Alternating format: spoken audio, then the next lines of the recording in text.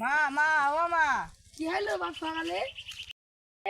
আমার কুকুর ভাই যাইছো মধু এলাকা ভাত আনবো। মা বৃষ্টির দিন একটু ভাজা পোড়া বাল খাইতে মন বলছে। তুমি কোন কি বাল খাওয়া বাপ? ওই ঘরে কিছু নেই। ও মধু ঠান্ডা ডিম আসতে রে রেসিপি বানিয়ে দেবো একটা। ওই বালের রেসিপি বানিয়ে দাও তুমি তাইলে। খালি খেয়েই বলবা মধু। আচ্ছা তো শুনলেনি মা নাকি ঠান্ডার ডিমের একটা বালসাল বানাবে। আমার জন্মের পরে ওই বালসাল আমি কোনোদিন খাইনি। আজকে খাবো, খেয়ে দেখি। আপনারাও সাথে থাকবেন, আজকে বালসালের রেসিপি খেয়ে দেখবো। দেখেন দেখেন ঠান্ডার ডিম সেদ্ধ করা হয়েছে, সাথে আবার আলু আছে। আমার সেই জায়গাটা উগান্ডা এনে দেখেন বন্ধুরা, আলু নিয়ে 3 দিয়ে ঠান্ডার ডিমের সাথে রাঁধছি। এবারটা আমি আলু আর ডিমগুলা ন্যাংটা করে দেবো।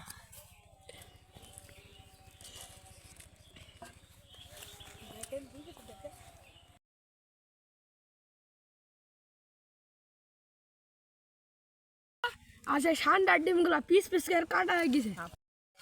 প্রথমে আমি আটাগুলা ছানিয়ে নেবো।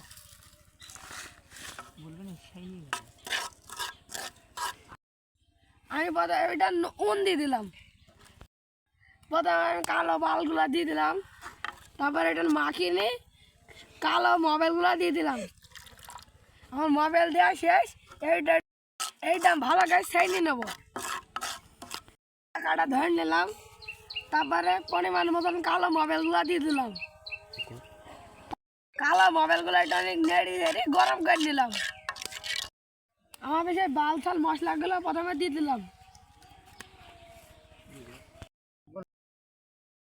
মশলাগুলো সব অ্যাড করে নিলাম।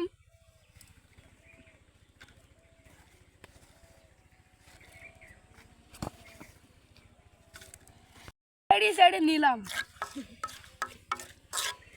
আমার সেই উগান্ডা আলুগুলা আর ঠান্ডার ডিমগুলা ভালো করে মিক্স করে নেড়ে চেড়ে ইলাম।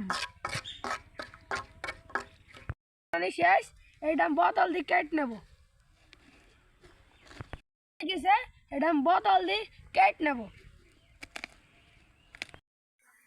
আমার মশলা বানানো হয়ে গেছে, মশলা দিয়ে মুখগুলা মেরে নেব।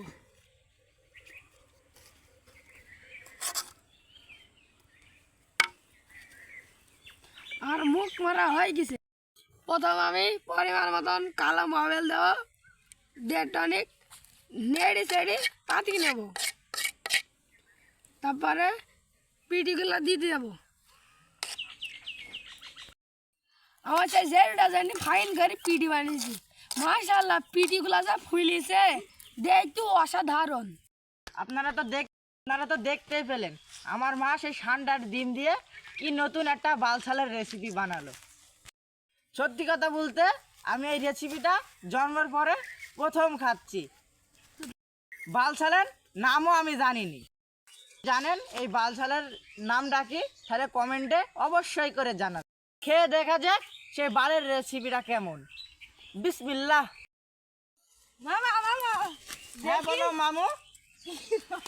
মামু মামু তুমি নানির হাতে বালতার রেসিপি খাইছো, আমাকে দিবা না একটু? তুমিও খাবা মামু? হ্যাঁ, মামু। এই যে বা খেয়ে যাবে। দেখি বিসমিল্লাহ।